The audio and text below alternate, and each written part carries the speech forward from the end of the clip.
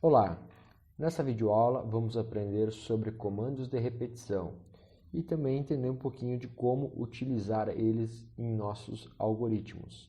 Apresento aqui para vocês um pouco o roteiro que a gente vai ver nessa aula sobre os comandos de repetição, comando enquanto, repetir e para, e como a gente pode estar utilizando nas variadas situações que a gente vai ter ao longo da nossa disciplina. E também, ao final dessa aula, eu vou fazer uma breve revisão para elucidar algumas dúvidas. Um programa de computador pode ser escrito assumindo três mecanismos básicos, tá? Formas de escrever o nosso algoritmo. Então, a gente tem a sequência, de cima para baixo, da esquerda para a direita. A gente tem decisão, o se e o senão que a gente viu aula passada. E também a gente tem a repetição. Então, esses são alguns mecanismos básicos que a gente pode estar implementando nos nossos algoritmos. E o que faz um comando de repetição? Então, são comandos que permitem repetir um conjunto de instruções dado alguma situação que você modela no seu algoritmo. Então, para que é aplicável esses algoritmos? O controle de acesso de vetores, ler e armazenar valores nas nossas variáveis, manipulação de arquivos, fórmulas matemáticas, monitoramento, entre outras aplicações que a gente vai ver ao longo dessa aula. Então, existem três comandos assim principais e bem difundidos, bem conhecidos, tá? Então a gente tem o enquanto, que você já deve ter visto na linguagem de programação, que é o while. Tem o comando repetir e o comando para. Então permitem que o trecho de código seja executado enquanto uma certa condição for verdadeira. Um pouco mais sobre o comando enquanto. Bom, faz o teste antes de iniciar o trecho a ser repetido. Então aqui a gente tem um fluxograma para vocês entenderem um pouco sobre isso. A gente tem a inicialização do nosso algoritmo e aí ele tem uma condição.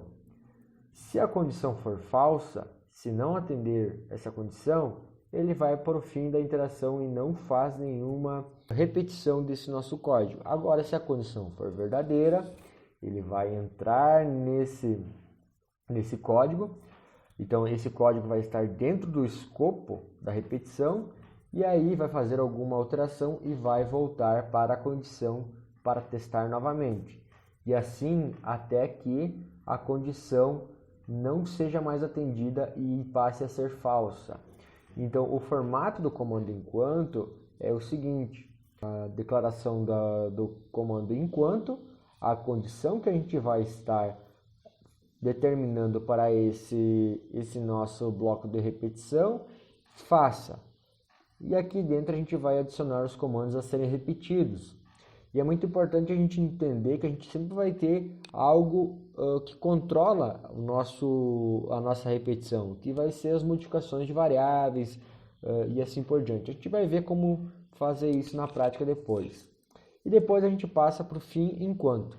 E aí a gente segue o nosso algoritmo normalmente como ele foi declarado. Depois a gente tem o comando repetir.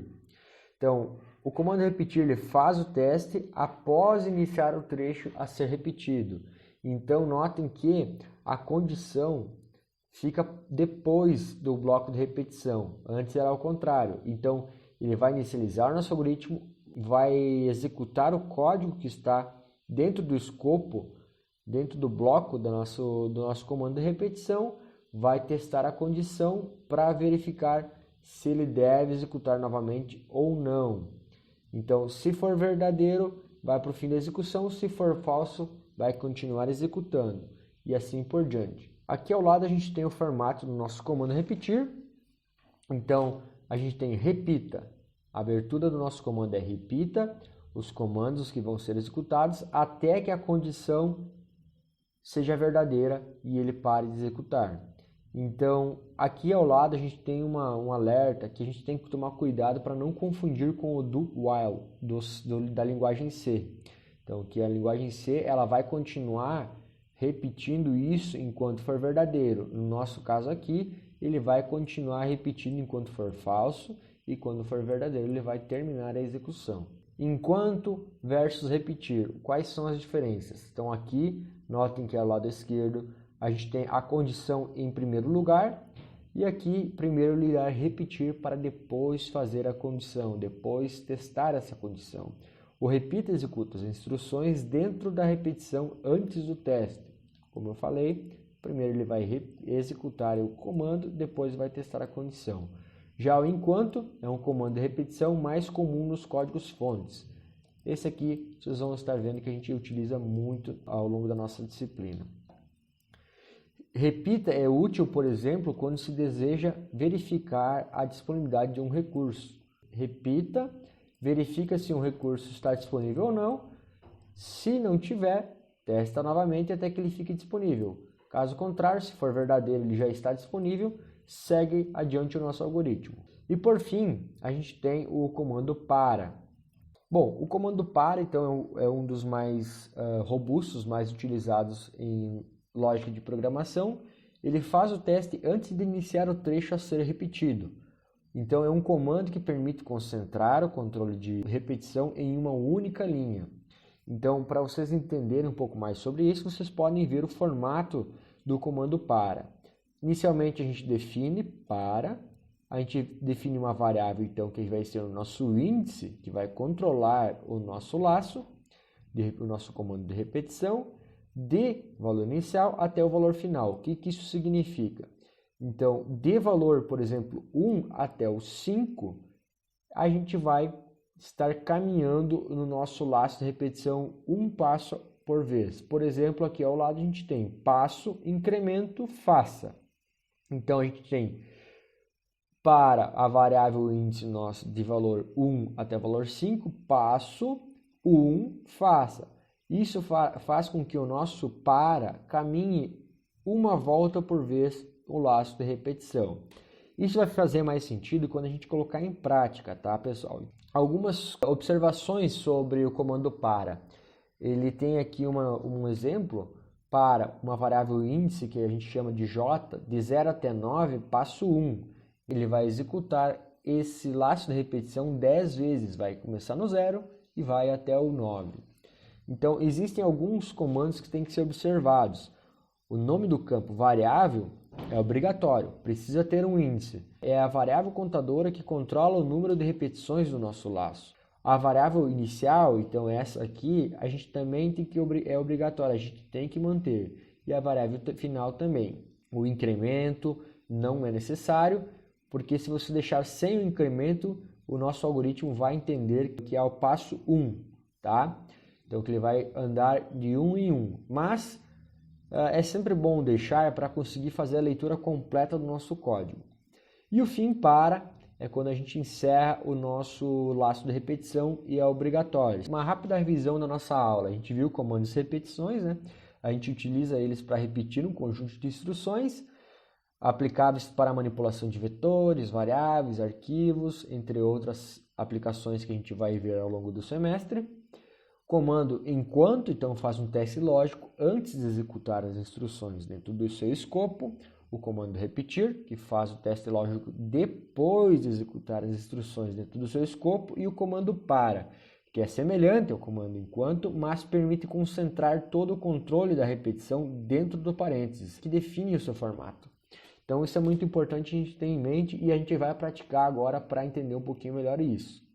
Então, antes disso, todas as iterações possuem 3 fases: inicialização das variáveis, condições de repetição e modificações da variável.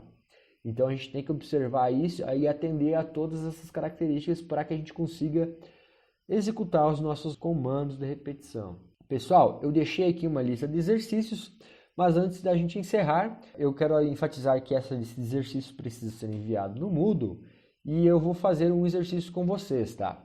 Para isso, eu vou abrir aqui o meu Visual G e eu vou copiar um dos exercícios que temos aqui em tela, o exercício 2.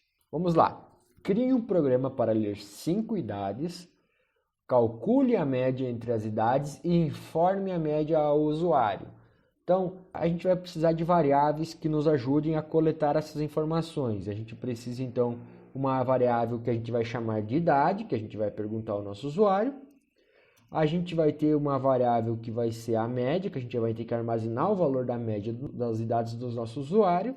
E também, lembra que eu falei antes que a gente precisa de uma variável índice para fazer o nosso comando de repetição para? Então, eu vou criar uma variável índice. todas essas 3 variáveis são do tipo inteiro, então eu não preciso colocar uma em cada linha, eu posso fazer essa atribuição em apenas uma linha, essa declaração de variáveis, melhor dizendo. Para iniciar o nosso algoritmo, a gente pode vir aqui e colocar para índice de 1 até 5, passo 1, faça, fim para. O que eu fiz aqui, pessoal? Como o nosso enunciado diz, a gente precisa ler 5 idades. Por isso, meu laço de repetição vai iniciar em 1 e vai até 5. Ele vai repetir 5 vezes um questionamento ao usuário para o usuário informar as idades. Então, vou colocar uma mensagem para situar o usuário. Digite a idade para o índice. Fecho a minha declaração aqui. Qual é o índice que a gente está se referindo? Eu vou colocar o índice aqui e vou colocar 2 pontos só para formatar um pouco melhor essa mensagem. Bom, eu fiz o escreva, agora eu preciso ler essa informação e adicionar ela em idade, tá, pessoal? Então eu vou ler essa informação 5 vezes para que eu possa fazer a média. Eu tenho que pensar então em jogar essa informação para dentro da variável média. Então eu declaro aqui média, vai receber ela mesma, né? Porque a cada volta ela vai ser incrementada com o valor anterior. Se eu não fizesse isso, o valor anterior seria apagado e substituído pelo valor seguinte. Então é muito importante sempre fazer a atribuição dela mesmo mais o último valor de idade, né, pessoal? E aí, fim para. Para a gente entender como apresentar esse resultado final para os nossos usuários, eu vou colocar uma mensagem aqui. A média das 5 idades é 2 pontos, fecho a minha concatenação, coloco vírgula e informo média. Pessoal, vocês acham que o valor que vai ser informado aqui vai estar correto?